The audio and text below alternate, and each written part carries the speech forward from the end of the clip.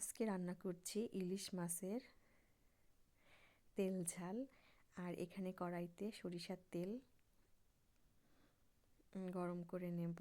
আর ভিডিওটি যে যেখান থেকে দেখছেন সবাইকে আসসালামু আলাইকুম, দেশে এবং দেশের বাহিরে। আর মাছগুলোকে এপিট ওপিট খুব ভালো করে একটু ভেজে নেব।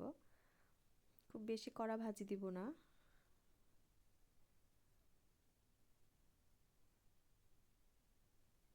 আর এই রান্নাটা করতে মাছটা একটু ভেজে নিলেই ভালো হয়।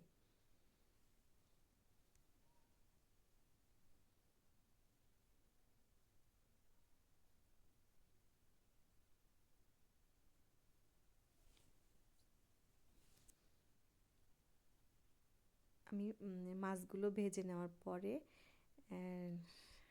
আবার আরেকটু তেল দিয়ে দিয়েছি কড়াইতে। আর এই তেলের মধ্যে দিয়ে দেবো এখন পেঁয়াজ কুচি।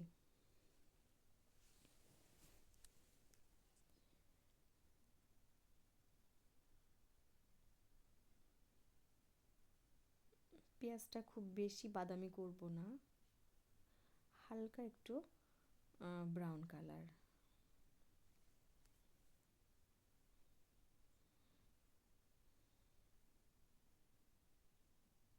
খুব বেশি ভাজা যাবে না পেঁয়াজটা, হালকা একটু ভেজে নিচ্ছি।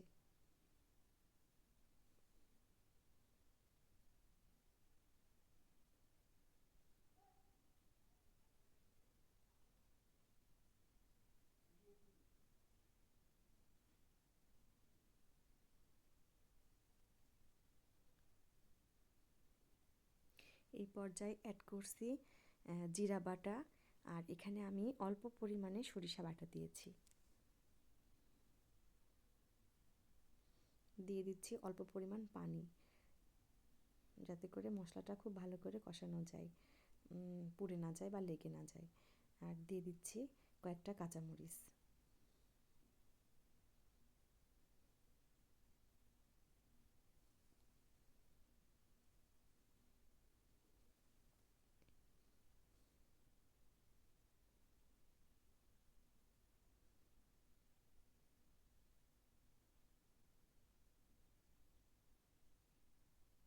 হলুদ গুঁড়ো,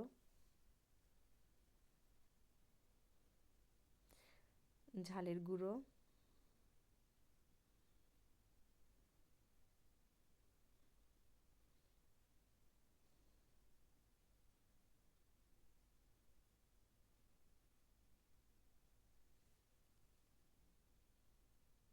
লবণ স্বাদ মতো।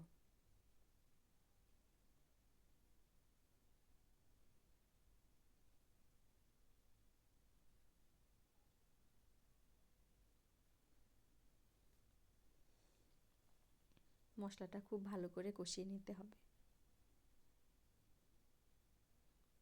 মশলা দিয়ে যখন এরকম তেল ছাড়বে তখনই দিয়ে দিচ্ছি মাছটা।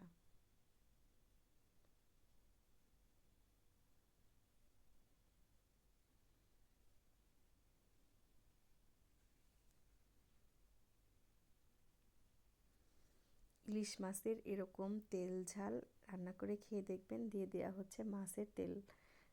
মাছ ভাজি করার সময় যে তেলটা থাকে সেই তেলটা তরকারিতে দিলে তরকারিটার টেস্ট আরও দ্বিগুণ বেড়ে যায়, সুন্দর একটা সেন্ট বের হয়।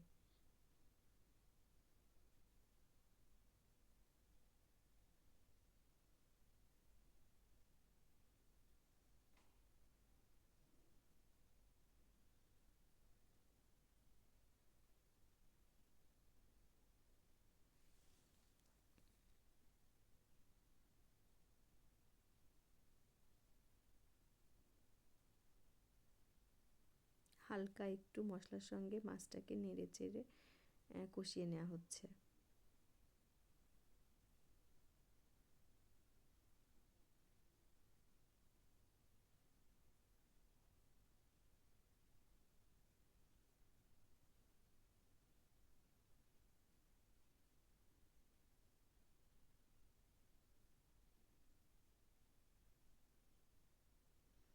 দিয়ে দেওয়া হচ্ছে ঝোলের পানি পরিমাণ মতো। এই তেল ঝালে ইলিশ মাছের যে তেল ঝালটা রান্না করছি এটাতে খুব বেশি ঝোল হবে না, সেই জন্য মাছ সিদ্ধ হওয়া আর তারপর হালকা একটু ঝোল থাকবে সেই পরিমাণ পানি দিবেন, খুব বেশি পরিমাণে পানি দেওয়ার দরকার নেই। এই তো রান্না শেষ।